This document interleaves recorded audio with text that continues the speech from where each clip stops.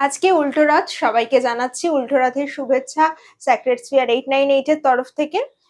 এই উল্টো রথ এবং রথযাত্রার সঙ্গে জগন্নাথ দেব জড়িত, সেটা আমরা সকলেই জানি। অনেকেই মনে করেন যে জগন্নাথ দেব স্বয়ং বিষ্ণু, আবার অনেকে বলেন জগন্নাথ দেব মানে হচ্ছে জগতের নাথ। আসলে তিনি কে? আজ সেই প্রশ্নেরই উত্তর খুঁজবো স্যাক্রেড স্পিয়ারের কর্ণধার সৈনী দিদির থেকে। দিদি, এই যে বললাম যে জগন্নাথ দেবকে নিয়ে নানান মানুষের মধ্যে নানান কথা প্রচলিত রয়েছে।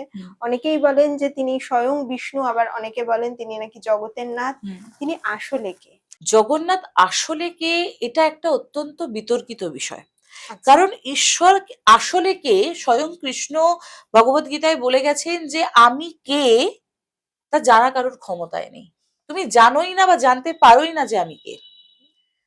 তিনি বোঝানোর চেষ্টা করেছেন আমি অণুতে আছি, পরমাণুতে আছি, আমি তোমার শত্রুর মধ্যেও আছি, তোমার মিত্রের মধ্যেও আছি। অর্থাৎ ঈশ্বরকে জানার চেষ্টা করাই বৃথা। বাট প্রশ্নটা যদি হয়ে থাকে যে জগন্নাথের যে আমরা মূর্তিটা দেখে থাকি, তাকে আমরা কি রূপে, মানে কোন স্বরূপে, মানে কোন ঈশ্বরের স্বরূপে আমরা তাকে পুজো করতে পারি, বা তিনি আদতে কোন ঈশ্বরের প্রতিচ্ছবি।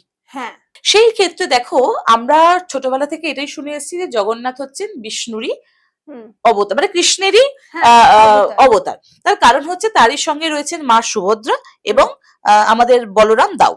ঠিক আছে, সেই জন্য আমরা কৃষ্ণ স্বরূপই জানি। কিন্তু এটাও তো জানতে হবে যে জগন্নাথ আসলে একটা সতীপীঠ।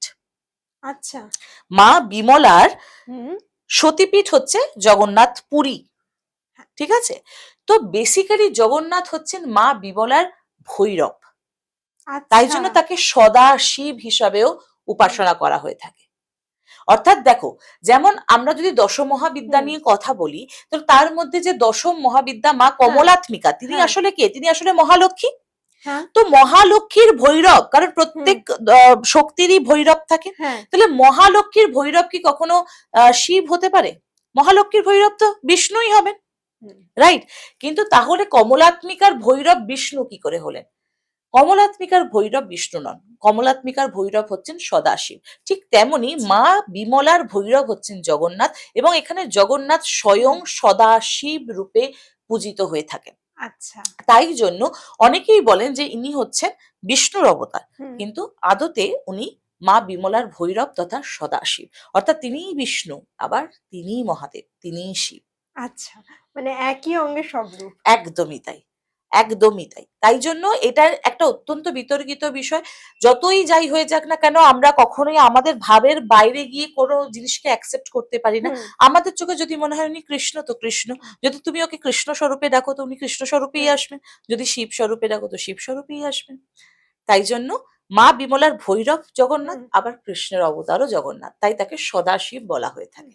সৈনিধি কিন্তু জগন্নাথ দেবের খুব সুন্দর একটা ব্যাখ্যা দিলেন। এরকম আপনারা যদি আরো ইন্টারেস্টিং টপিক সম্পর্কে জানতে চান, তাহলে অবশ্যই ফলো করুন স্যাক্রেড স্পিয়ার 898 এর ফেসবুক পেজটিকে, এবং একই সঙ্গে ফলো করবেন আমাদের YouTube channel know things with সোহিনীকে।